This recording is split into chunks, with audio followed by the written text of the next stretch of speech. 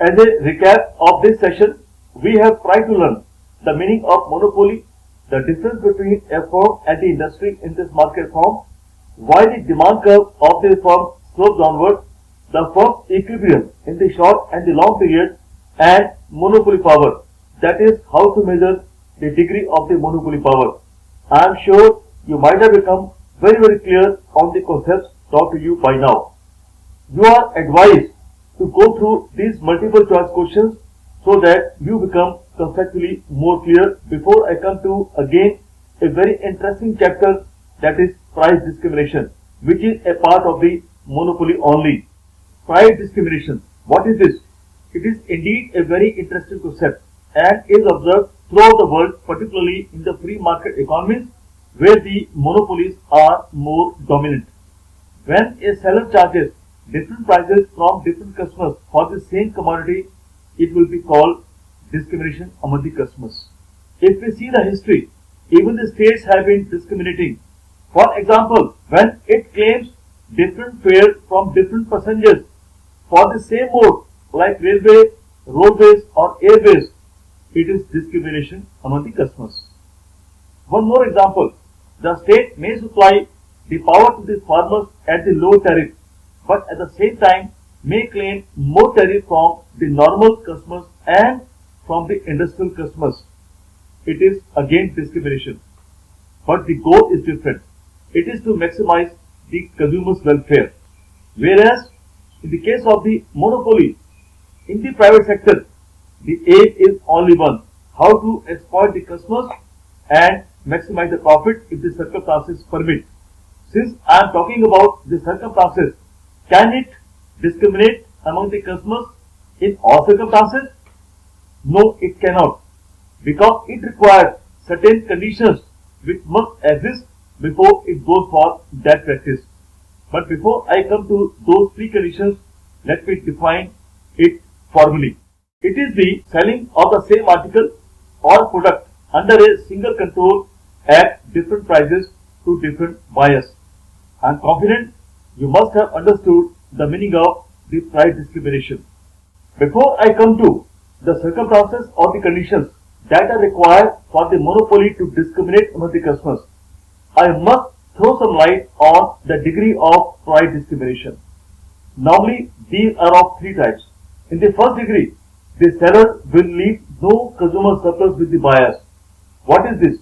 Though you might have studied this concept about in the previous sessions, but let me explain briefly. It is the difference between the price which the buyer wants to pay and which he actually pays. In this first degree, the seller knows that the buyer is very rich and does not bargain. In that case, he will leave no surplus with the consumer. In the second case, the seller charges different prices for different quantities of the same good. When the buyer purchases in bulk, he will be charged low price. This may happen in the case of the wholesale market. In the third degree, the seller divides the market for his product into different groups and charges different prices from each of them. That means he will charge different prices from different customers but for the same commodity at different times. All these three degrees are very common and are used by the monopoly depending upon the circumstances. Now let me shift to the conditions for the price discrimination.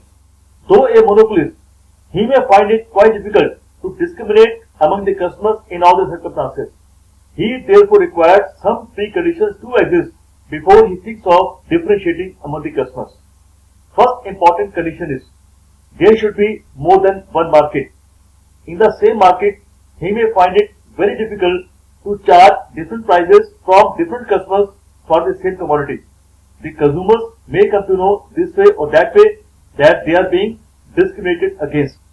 Second important condition is not only there should be more than one market, even the consumers of each of these markets should not be able to either communicate or contact each other. There should be proper segmentation, but this segmentation could be on different bases. First such important basis could be nature of good or service. In the case of the direct services which could not be resold, discrimination is very easy. For example, Doctor can charge different fee from different patients for the same disease depending upon their economic status. But in the case of the goods, it will not be so easy to discriminate because these could be resold. Next important base is snobbish outlook of consumers. Some consumers may behave irrationally and may believe only in a particular brand. So therefore, the seller may charge a very high price from these consumers for that particular brand. Next is geographical reasons. There are some areas which are very difficult to reach. Therefore, the transport cost becomes very high. For example, Lakshadweep. In case someone wants to go to Lakshadweep, he may have to use different modes of transport. Not only different modes of transport, but it will take number of hours to reach there. Therefore, even a small commodity like a toothpaste will be available at a very high price in Lakshadweep as compared to that in the plain areas. In the mountains, at the high altitudes, even the cold drink will be available at a very high price than at the plain areas. Use some public utility services may be permitted by the government to charge different tariffs. For example, BSES. The government has given the permission to this power supply company to claim different tariffs from different customers depending upon their nature of profession. On the basis of time of purchase, normally at the odd time, the telephone calls are costlier as compared to in the daytime. Nowadays, during lockdown period, the things which otherwise were cheaply and commonly available are costly nowadays. For example, the masks and the sanitizers. So therefore, the time of purchase also plays a very important role for discriminating among the customers. Other important factor for the price discrimination is the different elasticity of demand in each of these markets. To me, it is the most important factor. Till the demand elasticity in each of these markets is different, it will be very difficult to discriminate among the consumers. Let us see how this is possible.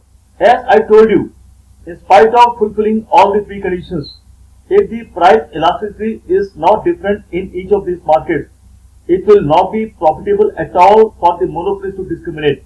Therefore, to me, this is the most important condition. We can see from the diagram that if the price elasticity is same in each of these markets, then how it will not be possible for him and to make profit by shifting the output from one market to the other market. But before I come to these diagrams, let me define the price elasticity once again. It is the degree of change in the demand for a commodity on account of degree of change in the price of that commodity. We will now see as to how when the price elasticity of demand in each of these markets is same, the seller will not find it profitable to discriminate among the customers. In the diagram, we have two markets, market A and market B, and the price elasticity of demand is same in both the markets. That is why the slopes of the AR1 and the AR2 are same in each of these markets. Similarly, the MR curve will also have the same slope. The original price is OP, which is being charged in both the markets.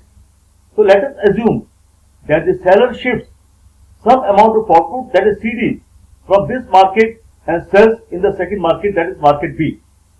If we compare the loss and the gain, we shall see that the loss is much more than the gain. This is the amount of loss, that is CDGH is the amount of loss in the first market, and the gain in the second market is RJKS. We can see easily the gain in the second market is much less as compared to the loss in the first market. Therefore, it will be very unprofitable for the seller to discriminate in these two markets when the elasticity is same. Therefore, it will be profitable only when the elasticity is different. This we can see from the second diagram. Before I explain this diagram, I recall one very interesting example from a very old hit Hindi movie, Anand. In that movie, there is a scene of a patient who suffered from a very serious disease. So he went to Dr. A. Dr. A, after checking him thoroughly, told him that he did not suffer from any disease. What he was supposed to do was to reduce the weight. Patient was not satisfied. He went to Dr. B, who was a close friend of Dr. A. Dr. B knew very well that unless this patient is told about a very serious disease, he will not be satisfied, and for that the patient will give any fee to Dr. B. So Dr. B told him that he suffered from a very serious disease. Patient felt very satisfied, and for that he paid a very hefty amount to Dr. B. What I want to say, in the case of these snobbish type of the patients, the demand shall be inelastic. Now you shall find this figure very easy to understand. Again, there are two markets, market A and B. In each of these two markets, we can see the demand elasticity is different. The slope in the market A is higher than that of the market B, meaning thereby in the first market the demand is less elastic, and in the second market the demand is more elastic. The original price is OP in both the markets. So now the seller decides to shift some amount of output, that is CD, from market A and sell in market B. So this amount is shifted from this market to this market. We can easily compare the loss in the first market on account of shifting to second market is much less as compared to the gain which is made in the second market. This is due to the different elasticity in each of these markets. That means in case some amount of the output is shifted from that market where the demand is less elastic to other market where the demand is more elastic, then the seller is bound to gain. Otherwise, he shall be a loser. So before discriminating, he must compare the demand elasticity so that his losses are minimized or the profits are maximized. We assume that all the preconditions that are required for the price discrimination are available and satisfied to the monopolist. Now what he has to decide? How much to produce, how much to allocate, and what price to be charged from each of these markets. Remember, he will have to satisfy the same old conditions of the equilibrium, that is MC is equal to MR and MC must cut MR from below. We assume that there are two markets. Therefore, with a view to attain the point of equilibrium, he will horizontally aggregate the marginal revenues of each of these markets and equate with the aggregate marginal cost. Let us see how the diagram will look like. It is the diagram of the price discrimination. We have already assumed that all the three conditions for the price discrimination are fulfilled. Now what he has to decide? How much to produce, how much to allocate, and what price he has to sell at in each of these markets. So we have two markets. In the first market, the price elasticity is less than 1 or the demand curve is less elastic. That means he enjoys monopoly situation here. In the second market, the price elasticity is more than 1 or highly elastic in nature, means he faces competition here. In the third diagram, we have the aggregate of the AR curve.